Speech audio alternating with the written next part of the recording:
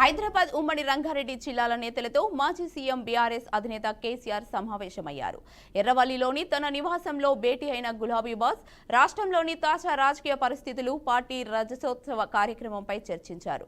వరంగల్లో ఏర్పాటు చేయబోయే మహాసభకు సంబంధించి బీఆర్ఎస్ ఎమ్మెల్యేలు, కార్యకర్తలకు కేసీఆర్ దిశానిర్దేశం చేశారు.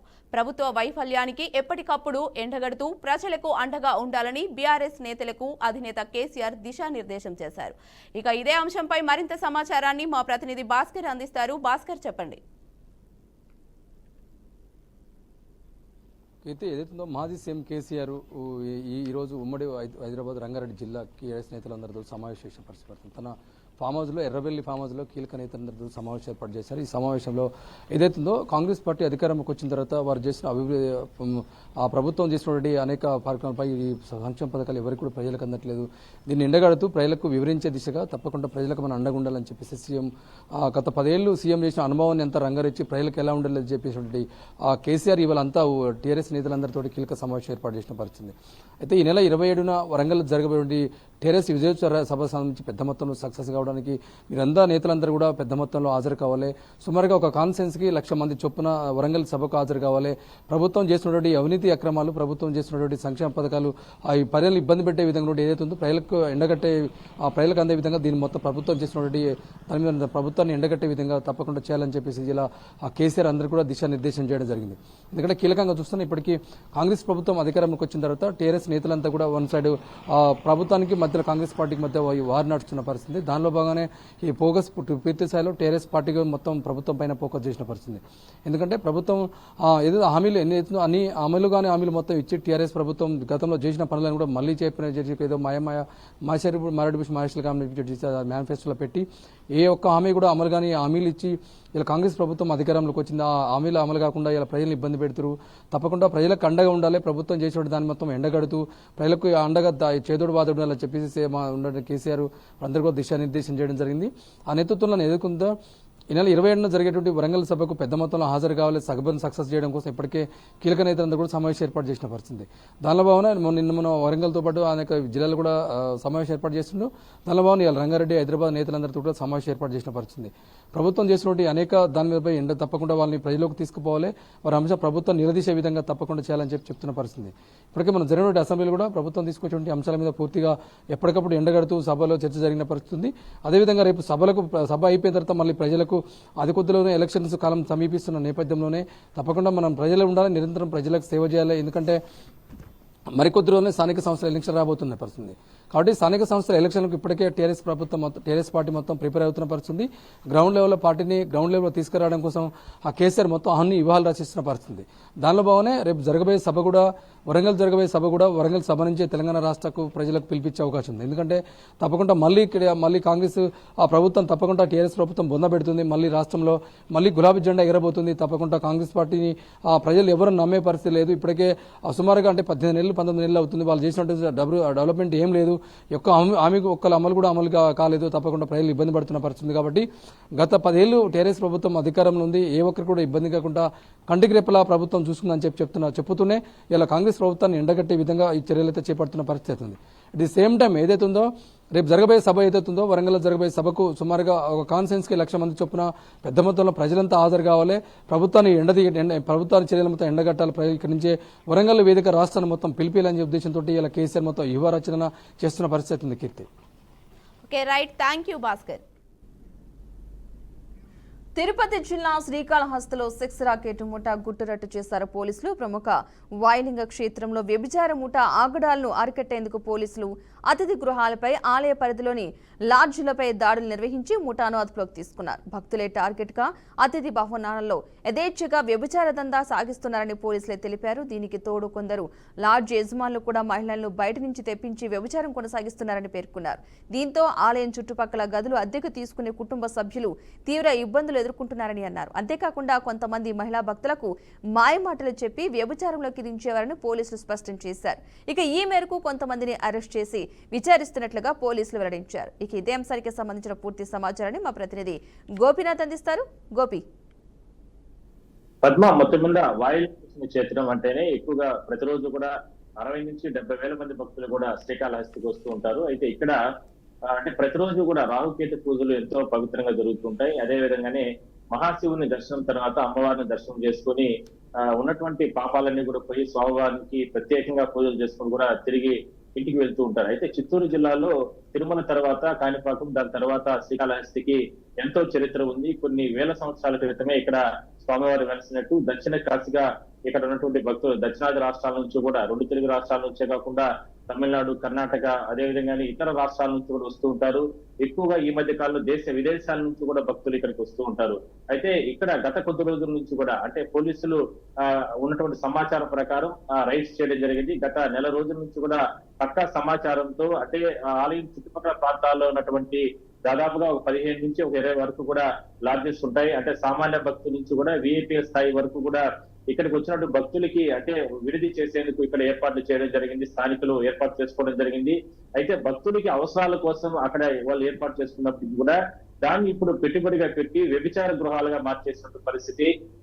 స్థాయిలో ప్రాంతాలని అదే విధంగానే అంటే పేదల మహిళలని ఇలాంటి కొంతమందిని కూడా బయట ప్రాంతాల నుంచి కూడా వాళ్ళకి డబ్బును ఆశగా చూపి వాళ్ళందరినీ కూడా ఇక్కడికి తీసుకొని వచ్చి ఈ రకంగా వ్యభిచార గృహాలు నిర్వహిస్తున్నట్లు కూడా పోలీసులు అంటే ఇన్వెస్టిగేషన్ చేయడం జరిగింది. అందులో భాగంగానే గత అర్ధరాత్రి నిన్న జరిగినటువంటి దాడుల్లో ఒక 2 లాడ్జెస్ లో కొంతమంది మహిళలు పట్టుబడడం జరిగింది. వాళ్ళని ప్రస్తుతానికి పోలీసులు విచారణ జరుపుతున్నారు. అయితే దీని వెనకాలంతా కూడా పెద్ద మొత్తంలో అంటే స్థానికంగా ఉన్నటువంటి లాడ్జీకి సంబంధించిన యజమానులు కొంతమంది కుమ్మకే ఈ రకంగా వ్యవహారాలు నడిపిస్తున్నట్లు కూడా పోలీసులు గతంలోనే కూడా గుర్తించడం జరిగింది. గత 2 సంవత్సరాల క్రితం కూడా ఇలాంటి ఆరోపణలు వచ్చిన నేపథ్యంలో అప్పుడు కూడా రైస్ చేసి కొంతమందిని అదుపులోకి తీసుకుని దాని తర్వాత చర్యలు తీసుకోవడం జరిగింది. చూడొచ్చు మనం బీఆర్కే స్క్రీన్ పైన ఒక మహిళ నేరుగా వచ్చి అంటే మధ్యవర్తి కుదిస్తూ కూడా అక్కడ వచ్చినటువంటి భక్తులకి నేరుగా వెళ్లి వాళ్ళకి మాయమాటలు చెప్పి అంటే ఇతర ప్రాంతాల నుంచి వచ్చినటువంటి మహిళల్ని వాళ్ళకి ఎరగా వేసి ఈ రకంగా చేస్తున్నటువంటి పరిస్థితులు మనం చూస్తా ఉన్నాం. అయితే దీని ఇప్పటికే పోలీసులు అంటే తిరుపతి ఎస్పీ దీనిపైన ఉక్కుపాదం మోపడానికి చర్యలు తీసుకోవడం జరిగింది. పక్కా సమాచారం ప్రకారం నిన్న రైడ్ చేసి 2 లాడ్జీల పైన రైడ్ చేసే నేపథ్యంలో మొత్తం 6 మంది మహిళలు దొరకడం జరిగింది. వాళ్ళు ప్రస్తుతానికి విచారణ జరుపుతున్నారు. మరో ఒక 3 కూడా అంటే స్థానికంగా ఉన్నటువంటి లాడ్జీలకు సంబంధించిన యజమానుల్ని వాళ్ళు కూడా అదుపులోకి తీసుకోవడం జరిగింది. అయితే లాడ్జీలకు ఎన్నో రకాల రూల్స్ ఉంటాయి. ఎందుకంటే ఇతర ప్రాంతాల నుంచి అది భక్తులు వచ్చినా లేదా ఎవరైనా సరే లాడ్జెస్ వచ్చిన సందర్భంలో వాళ్ళకి అక్కడ అంటే రికార్డ్స్ మెయింటైన్ చేయాల్సిన అవసరం అయితే ఉంటుంది.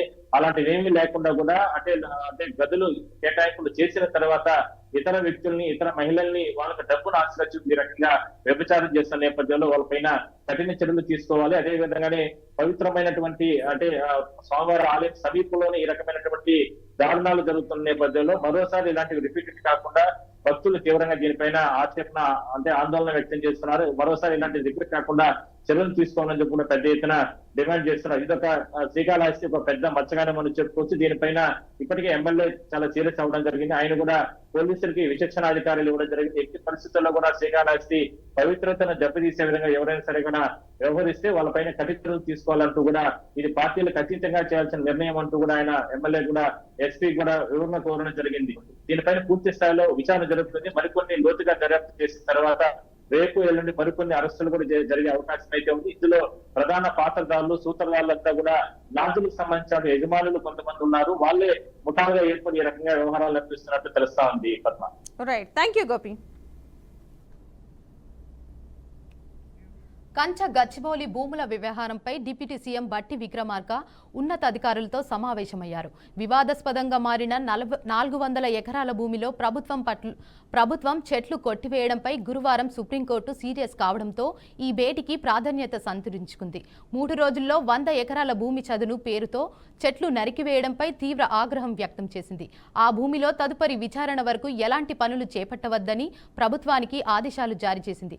ధర్మాసనం ఈ క్రమంలో ఈ భూమి వివాదాన్ని పరిష్కరించేందుకు సీఎం రేవంత్ రెడ్డి 3 మంత్రులతో ఓ ప్రత్యేక కమిటీని చేశారు.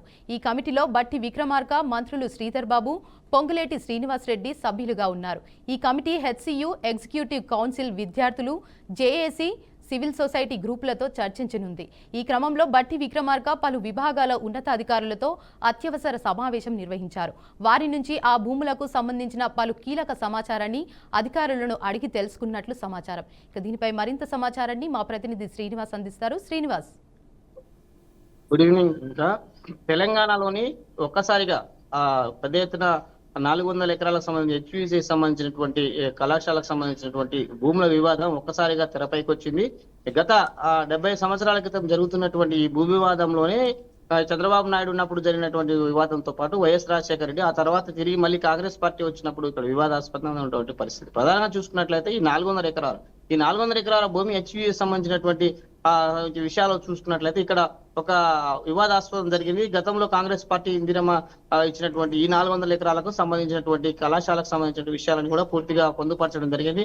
ఆ తర్వాత చంద్రబాబు నాయుడు అధికారంలోకి వచ్చినాక జరిగినటువంటి విషయాలే కానీ, అక్కడ ఉన్నటువంటి అగ్రిమెంట్లు కానీ సంబంధించినటువంటి విషయాలు కూడా తిరిగి వైఎస్ రాజశేఖర రెడ్డి కోర్టుకు వెళ్ళిన తర్వాత కూడా కాంగ్రెస్ పార్టీ పూర్తిగా దాన్ని రద్దు చేసి తిరిగి ప్రభుత్వ భూమిగాను ఇవ్వడం జరిగింది. ఇప్పటికీ ప్రభుత్వ భూమి అనేది కూడా అక్కడ నిర్ధారించింది.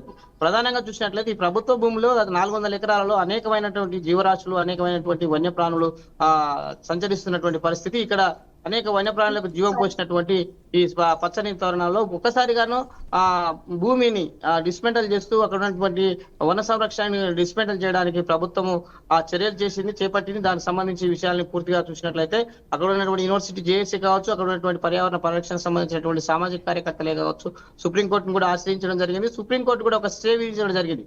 భూముల్లో ఉన్నటువంటి చెట్లను కానీ, అక్కడ ఉన్నటువంటి వన్య ప్రాణులను రక్షించడం, అక్కడ ఎలాంటి డిస్మెంటల్ కానీ ఎలాంటి చెట్లు తొలగించకూడదు అనేది కూడా ఇప్పటికే తెలంగాణ ప్రభుత్వానికి ఒక నోటీస్ కూడా జారీ చేసింది. ఇక్కడ ఎవరు అక్కడ ప్రాంతాల నుంచి ఎగ్జిట్ కావాలని కూడా చెప్పినటువంటి పరిస్థితి.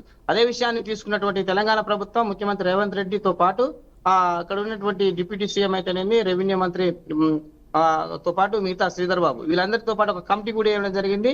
ఏదైతే యూనివర్సిటీకి సంబంధించిన జేఏసీ సంబంధించిన సభ్యులు ఉన్నారో వారిని కూడా తీసుకొని ఇందులో ఒక కమిటీ రివ్యూ చేసుకొని దానికి సంబంధించిన కమిటీ నిజ నిర్ధారణ చేసుకున్న తర్వాతనే ఇక్కడ ఈ 400 ఎకరాల్లో ఎక్కడ ప్రభుత్వ భూమికి ఏమి కేటాయించాలి, దానికి సంబంధించిన కమిటీ ఏందనేది ఉంటుందనేది కూడా ప్రభుత్వం ఒక కొలిక్కి రావడానికి కమిటీ చేసినటువంటి పరిస్థితి.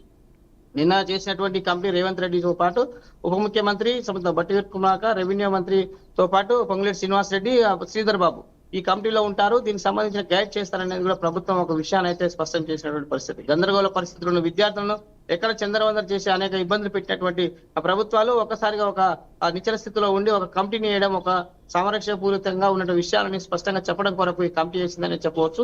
ఈ భూ వివాదానికి సంబంధించి ప్రభుత్వ భూములని వేరే సంస్థ చెప్పకుండా ఉండడానికి సుప్రీంకోర్టు మాత్రం అక్కడ వన సంరక్షణ సంబంధించినటువంటి చెట్లను తొలగించకుండా ఉండడానికి ఒక స్టే అయితే ఇచ్చింది. ఈ విషయాలకు సంబంధించి ఒక కమిటీ అయితే నడుస్తుంది. దీనికి పూర్వపరాలు ఎలా ఉంటాయో వేచి చూడాల్సినటువంటి పరిస్థితి. ఇది తెలంగాణలో ఉన్నటువంటి హెచ్యుఏ 400 ఎకరాలకు సంబంధించిన భూ వివాదానికి సంబంధించినటువంటి తాజా సమాచారం. Right, thank you Srinivas. YCP నేత బోర్గడ్డ అనిల్ కుమార్ కేసు విచారణ ఈ నెల 10కి వాయిదా పడింది.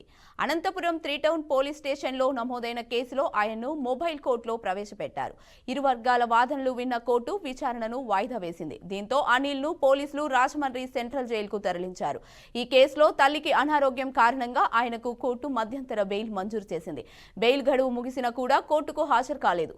నకిలీ పత్రాలు సమర్పించి బెయిల్ గడువు పొడిగించుకోవాలని ప్లాన్ చేశారు. కానీ మెడికల్ సర్టిఫికేట్ నకిలీదని తేల్చడంతో కోర్టు సీరియస్ అయింది. ఈ మేరకు ఆయన రాజమండ్రి సెంట్రల్ జైల్లో లొంగిపోయారు. ఆ తర్వాత రిమాండ్ గడువు పొడిగించడంతో అనిల్ కుమార్ ప్రస్తుతం జైల్లో ఉన్నారు. ఇక ఇదే అంశంపై మరింత సమాచారాన్ని మా ప్రతినిధి ప్రకాష్ అందిస్తారు. ప్రకాష్, చెప్పండి. గుడ్ ఈవినింగ్ కీర్తి. మనం చూసుకున్నట్టయితే అనంతపురంలో ఈ రోజు రాజకీయంగా చట్టపరంగా ప్రాధాన్యత సంతరించుకుంది. బోరుగడ్డ అనిల్ కేసు ఇప్పుడు హాట్ టాపిక్ గా మారిందనే మనం చెప్పుకోవాలి. ఈ క్రమంలో అనిల్ కేసు విచారణ తాజా కీలక పరిణామాలు చోటు చేసుకుందని మనం అనుకోవచ్చు. అంతేకాకుండా Anantapuram 3 town police station case పరిధిలో ఉన్నటువంటి నమోదైన కేసు వైసీపీ నేత బోరుగడ్డ అనిల్ ను పోలీసులు మొబైల్ కోర్టులో ఈ రోజు హాజరుపరిచారు. ఈ నేపథ్యంలో ఇరు వర్గాల వాదనలు విన్న కోర్టు విచారణ విన్న తర్వాత విచారణ వాయిదా వేసింది. ఈ నెల 10వ తేదీన విచారణ జరగనున్నట్లు ప్రకటించింది. అదే సమయంలో అనిల్ పోలీసులు తిరిగి రాజమండ్రి సెంట్రల్ జైలుకి తరలించారు. అసలు ఈ వ్యవహారం ఇంతగా ఎందుకు ముదిరింది, ఎందుకు ఇలా జరిగింది అని ఒకసారి మనం అనుకుంటే, అనిల్ సోషల్ మీడియాలో గతంలో చేసిన అనుచిత వ్యాఖ్యల వల్ల సీఎం చంద్రబాబు మరియు ఆయన కుటుంబ సభ్యుల తర్వాత కొంతమంది న్యాయమూర్తులు అభ్యంతరకరమైన వ్యాఖ్యలు చేయడం వల్ల చేశాడనే ఆరోపణలు ఉన్నాయి. ఈ నేపథ్యంలోనే తెలుగు మహిళా రాష్ట్ర కార్యదర్శి ప్రతినిధి సంఘ తేజస్విని పోలీసులకు ఫిర్యాదు చేయడంతో ఈ కేసు మరింత ప్రాధాన్యత సంతరించుకుందనే మనం చెప్పుకోవాలి. అదే క్రమంలో బోరుగడ్డ అనిల్ గతంలో అనేక వివాదాలు ఉండడంతో పోలీసులు ఈ కేసు చాలా జాగ్రత్తగా పరిశీలిస్తున్నట్లు మనకు తెలుస్తోంది. కీర్తి, అనంతపురం అంతేకాకుండా ఇదే క్రమంలో బోరుగడ్డ అనిల్ అనంతపురంలో రామచంద్ర నగర్ లో ఉండే చర్చికి సంబంధించిన మరొక కేసులో వెలుగు చూసింది.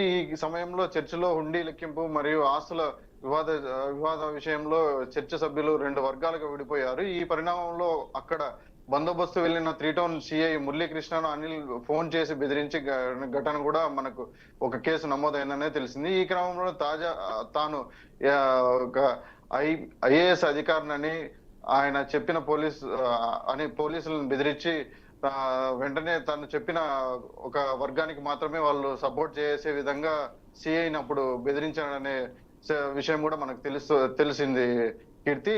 ఈ పరిణామం నేపథ్యంలో అనిల్ కోర్టు విచారణకు హాజరు కావడం విషయం మనకు తెలిసిందే.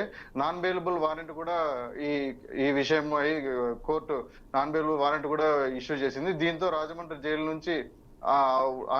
జైల్లో ఉన్న అనిల్ ని తెల్లవారుజామున 3 గంటలకు అనంతపురం తీసుకొచ్చి కోర్టులో ప్రవేశపెట్టారు. అదే సమయంలో కోర్టు ఆయన్ను విచారించి ఈ నెల 10వ తేదీన మొబైల్ కోర్టుకు హాజరు కావాలని ఆదేశించింది. ఇదే సమయంలో మరో ఆసక్తికరమైన విషయం ఏంటంటే గుంటూరు అడంగల్పేట పోలీస్ స్టేషన్ లో కూడా అనిల్ కు ప్రత్యేక సౌకర్యాలు కల్పించినట్లు మనకు ఆరోపణలు వచ్చాయని తెలిసిన విషయం. ఈ అంశంపై స్టేషన్ లో ఆయనకు అనిల్ కు దుప్పటి, దిండు తదితర సౌకర్యాలన్నీ కల్పించారనే అంశంపై సీసీటీవీ ఫుటేజ్ల ద్వారా బయటకు వచ్చింది. దీంతో పోలీస్ వ్యవస్థపై తీవ్ర విమర్శలు వచ్చాయని మనం చెప్పుకోవాలి. ఇక అనిల్ బెయిల్ వ్యవహారంపై చూస్తే తల్లికి అనారోగ్యం కారణంగా మధ్యంతర బెయిల్ మంజూరైంది. కానీ బెయిల్ గడువు ముగిసిన తర్వాత కూడా అనిల్ కోర్టుకు హాజరు కాలేదు. ఈ క్రమంలోనే నకిలీ మెడికల్ సర్టిఫికేట్ సమర్పించి బెయిల్ గడువు పొడిగించిన ప్రయత్నం చేశాడు అనిల్ అనే మనం ఆరోపణలు కూడా వచ్చాయి. ఈ వ్యవహారం వెలుగులోకి రావడంతో కోర్టు కఠినంగా స్పందించి అతని బెయిల్ పిటిషన్ ను తిరస్కరించిందనే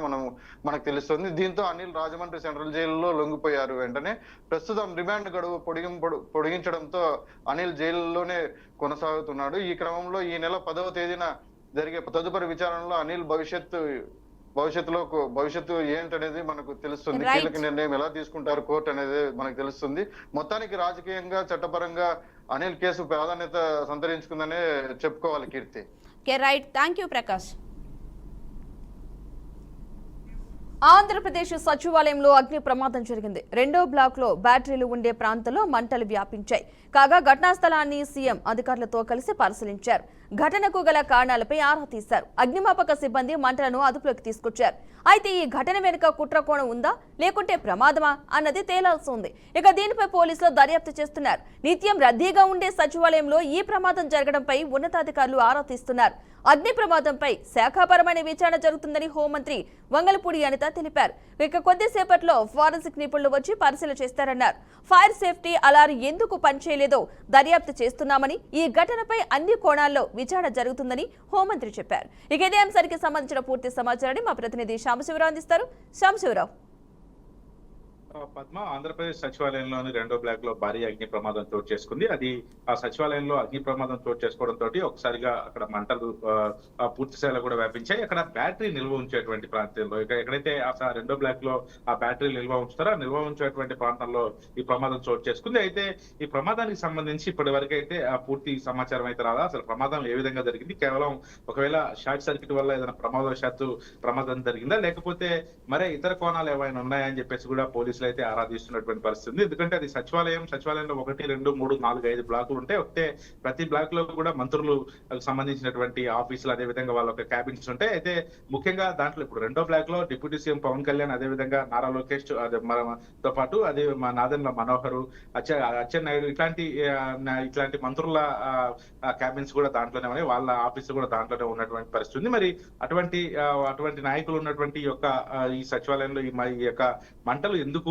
వ్యాపించాయి? ఎందుకంటే అక్కడ ప్రస్తుతం ఆ బ్యాటరీలు నిల్వహించినటువంటి ప్రాంతంతో ఖచ్చితంగా ఒకవేళ అక్కడ ఈ మంటలు మాత్రం చెలరేగినట్లయితే ఖచ్చితంగా అక్కడ అలారం అనేది మోగుతుంది. కానీ ఎట్టిపది అక్కడ అలారం అనేది ఎక్కడ కూడా సైరన్ సేఫ్టీ సైరన్ అనేది ఎట్లా మోగలేదు. మరి సేఫ్టీ సైరన్ మోగపోవడానికి ప్రధాన కారణం ఏందని చెప్పేసి కూడా ఎప్పుడైతే ఆరాధిస్తున్నటువంటి పరిస్థితి ఉంది. ఇప్పటికే ఆ ప్రమాదం జరిగినటువంటి ప్రాంతాన్ని సీఎం చంద్రబాబు కూడా పూర్తి స్థాయిలో పరిశీలించడమే కాకుండా దీనిపై పూర్తి నివేదిక కూడా ఇవ్వాలని చెప్పేసి అధికారులకైతే ఆదేశాలు జారీ చేయడం జరిగింది. ఎందుకంటే ఇది ఒక సచివాలయానికి సంబంధించినటువంటి అంశం. ఇక్కడ ఎంతో మంది ప్రజాప్రతినిధులు ఉంటారు. అటువంటిది ఒక సచివాలయంలోనే ఈ యొక్క ప్రమాదం జరిగింది. మరి ఇది ప్రమాదవశాత్తు జరిగిందా లేకపోతే ఏదైనా దీంట్లో వేరే కోణం ఉందా అనేది ప్రజలకు తెలియజేయకపోతే మాత్రం ఖచ్చితంగా దీనిపై ఒక అపోహలు అనేది వస్తాయి. కాబట్టి మనం దీనిపై ఖచ్చితంగా నివేదిక ఇవ్వాలి. ఏదన్నా దీంట్లో కనుక ఒకవేళ, ఎందుకంటే సేఫ్టీ సైరన్ కూడా మోగలేదు కాబట్టి ఏదన్నా ఒక వేరే కోణం ఉంటే మాత్రం ఖచ్చితంగా కఠిన చర్యలు తీసుకుంటామని చెప్పేసి సీఎం చంద్రబాబు అయితే చెప్పడం జరిగింది. ఇప్పటికే వంగల్పూడి హోమ్ మినిస్టర్ వంగల్పూడి వంతే కూడా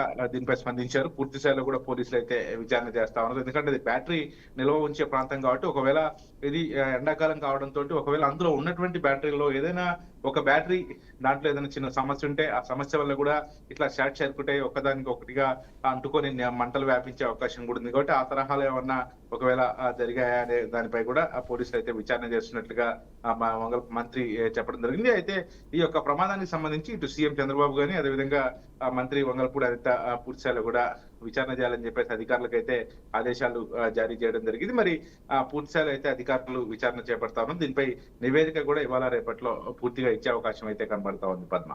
రైట్, థ్యాంక్ యూ సాంబశివరావు. తెలంగాణలో అకాల వర్షంతో పలు ప్రాంతాలు అతలాకుతలమయ్యాయి. కొన్ని చోట్ల భారీ వర్షం పడగా చాలా చోట్ల మోస్తారు వానలు పడ్డాయి.